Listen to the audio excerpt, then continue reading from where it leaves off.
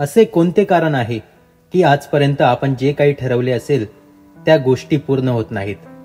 आपण बहुतेक वेळा काही गोष्टी ठरवतो, खूप मोटिवेट होऊन सुरुवात करतो, पण काही दिवसातच आपण परत डिमोटिवेट होऊन आपल्याकडून शक्य नाही असे म्हणतो व परत आपली नेहमीची लाईफस्टाईल सुरू होते आणि परत एखादी नवीन गोष्ट बघतो आणि परत मोटिवेट होऊन परत नवीन गोष्टी करून त्यात आपण अयशस्वी होत असतो. तर या चक्रामधून जर बाहेर पडायचे असेल तर आपल्याला आपल्या रेग्युलर पॅटर्नला बदलावं लागेल. त्यासाठी तुम्हाला नवीन पद्धतीने काम करावं लागेल. या पद्धतीमध्ये तुम्हाला 3 प्रकारच्या स्टेप्स फॉलो करावे लागतील. त्या म्हणजे right selection is important than motivation. म्हणजेच योग्य निवड ही खूप महत्वाची असते. फक्त मोटिवेट होऊन डिसिजन घेणे हा सगळ्यात चुकीचा निर्णय असतो. सगळ्यात पहिले आपल्याला आता करता येईल त्या कामापासून सुरुवात करा.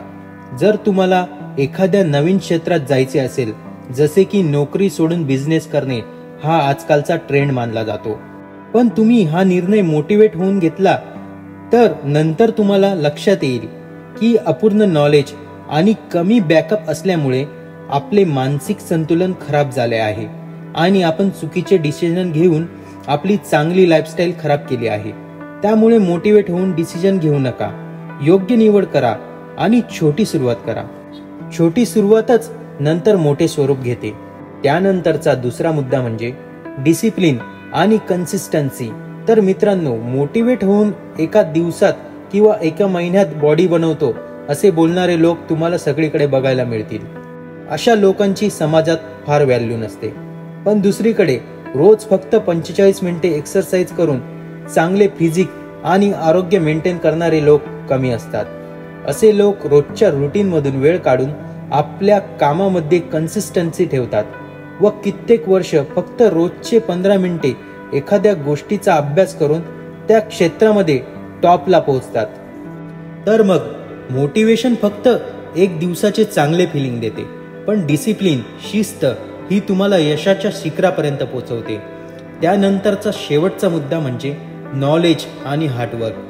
म्हणजेच आतापर्यंत आपण जे काही शिकलो त्याचा वापर करून आज आपण ज्या ठिकाणी आहोत त्याच्या पुढे आपण या लिमिटेड नॉलेजचा वापर करून जाऊच शकणार नाही.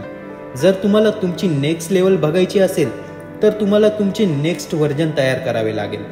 त्यासाठी तुम्हाला लागणार नेक्स्ट लेवलचे नॉलेज आणि स्मार्ट वर्क.